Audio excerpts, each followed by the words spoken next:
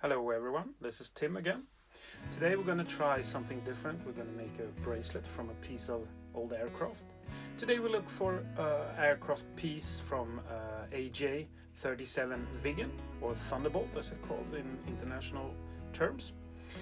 As you can see, we have a lot of metal to choose from, but we need to get the metal from the right individual plane. This is 37025 is the manufacturer number on this one, and the customer wanted it to be from that plane. After that, we choose to cut a piece of that piece for the right size for the bracelet, and I want it to be about 18 millimeters wide, so I cut it a little bit wider because I need to file it down and make the edges nicer than what it is from the beginning. And when it's cut, I take a piece of all the corners. I cut all of them. As you can see, I choose to save all the pieces, and I do that because you can use them for rings and stuff later. Normally I use the file dust as well, but this time I don't know why, but I didn't feel like it. And I file it roughly to make the shape and make the size I want.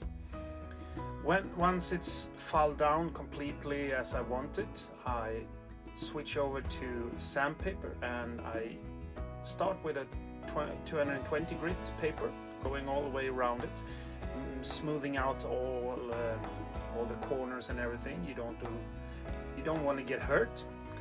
And once that's done, I go down to a different grid, like 1500 or 1200, and I go around it again to make it really smooth.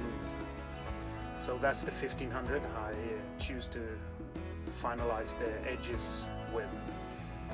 After that, I'll take I don't know what this pointing thing called, but it makes a hole, so when you drill it, you get an exact hole when you want it. And you can see as well, I marked down the middle of the metal piece with a piece of pen.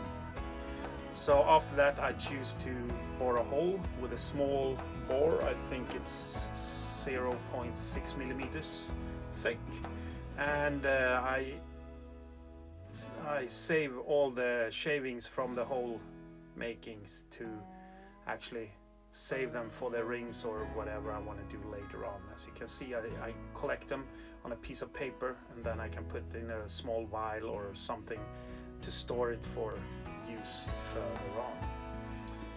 I have several vials for all the planes I've done, and it's quite many right now.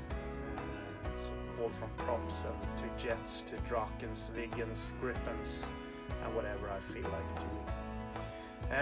Then after that, I choose to, it's not etching, it's engrave, or what you want to call it. I stamp the name of the plane and the individual number of it as well. So once you get this, I mean, it's stamped, and in further on in life, you can look at it and you can still remember what aircraft is from. This is not the easiest thing to do. It's almost impossible to get it straight when doing it like this. After the metal is done, I go to my jig for making the paracord bracelet, and I choose the size. The customer wanted the size 20. I always use almost 3 centimeters more when I do it, so I can make the right length for the width of the wrist of the client. I take the buckles and I connect them to the opposite buckles in the jig. And as you can see, I have 2 strings. I have a thick one and I have a small one. So the thick one today will be a black paracord, and the small one will be a black paracord or nylon string as well. And I use the small one just to connect the metal to the bracelet. I start by doing a knot in the end to just get the bracelet going, and On the other end, I just pull them through, because it's from the further off end we're gonna start making the bracelet from. And it's a good thing to have the lines parallel, then it makes for a more symmetrical bracelet. I'll make the first knot. It's an ordinary cobra knot, it's nothing fancy or special at all with it, and then I insert the small one after that, and I'll keep going down, and as you can see soon, I measure where the metal piece will be and calculate so it's roughly in the middle when you put it on your wrist, and you got the buckle on the opposite side, on the bottom part of your wrist. Then it's just about going down, making all these cobra knots till you enter the position where you want the metal to go, and then you put the metal through the small string, and you just continue down until you reach the other part where the metal is supposed to be connected to the other part. So in this case it's about 4.5 centimeters or something. This goes quite quickly. I mean, bracelet like this, you do it in about 10 minutes with some small practice. It's the jig is really nice, helpful to have, so you can actually get the right length and right width and everything, and get everything stuck. And as you can see here, I measure where I need to get the second part of the bracelets hooked up, and I hook this up. And then I had some trouble with one of the film files, so you won't see the ending of the bracelet when I'm knitting it.